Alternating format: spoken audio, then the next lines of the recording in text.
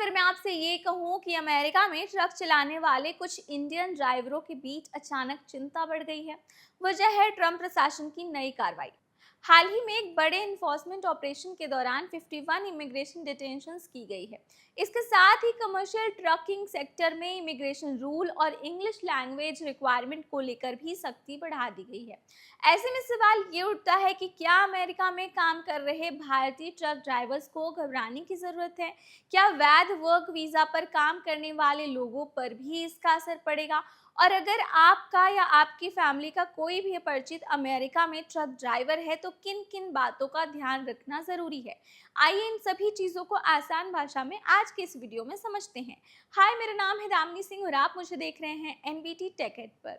हाल ही में अमेरिका में commercial trucking industry को लेकर एक बड़ा एनफोर्समेंट ऑपरेशन चलाया गया। रिपोर्ट के मुताबिक हजारों कमर्शियल व्हीकल्स इंस्पेक्शंस के दौरान कई नियमों की जानकारी की गई और इसी अभियान में 51 लोगों को इमिग्रेशन वायलेशंस के मामले में डिटेन किया गया। इसके अलावा कई व्हीकल्स और ड्राइवर्स को सेफ्टी रूल्स, डॉक्यूमेंटेशन और इंग्लिश लैंग्वेज रिक्वायरमेंट से जुड़े मामलों में भी कार्रवाई का सामना करना पड़ा।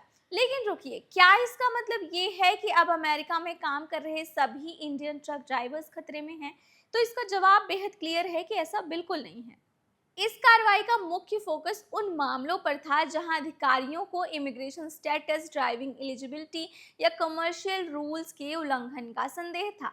अगर कोई व्यक्ति वैध वर्क ऑथराइजेशन या फिर सही कमर्शियल ड्राइवर्स लाइसेंस, सीडीएल और सभी जरूरी डॉक्यूमेंट्स के साथ काम कर रहा है तो इस खबर को देखकर घबराने की जरूरत बिल्कुल नहीं है।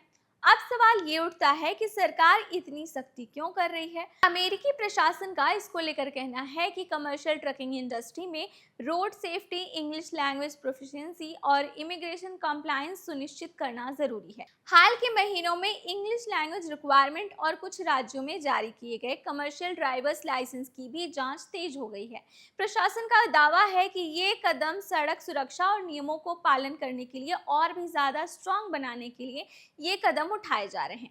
अब इसे हम एक इजी एग्जाम्पल से समझते हैं कि मान लीजिए राजेश अमेरिका में कई सालों से वैध वर्क वीजा पर ट्रक ड्राइवर के तौर पर काम कर रहा है। उसके पास एक वैध सीडीएल भी है, एम्प्लॉयमेंट डॉक्यूमेंट्स भी सही हैं और वो नियमों का पालन भी करता है। दूसरी तरफ कोई व्यक्ति बिना वैध इमिग्रेशन स्टेटस या जरूरी अनुमति के कमर्शियल व्हीकल चला रहा है। ऐसे मामलों में संभावना है कि कार्रवाई अलग अलग तरीके से हो सकती है। यानी हर व्यक्ति का मामला उसके अपने डॉक्यूमेंट्स और कानूनी स्थिति के आधार पर देखा जाएगा।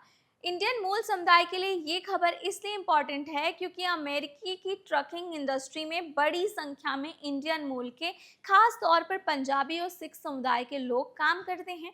ऐसे में अगर आप इस क्षेत्र में हैं तो अपने visa status, CDL, employment authorization और बाकी सभी डॉक्यूमेंट्स को हमेशा अपडेटेड रखें। साथ ही एम्प्लॉयर द्वारा दिए गए कंप्लायंस रूल्स का भी पालन करें।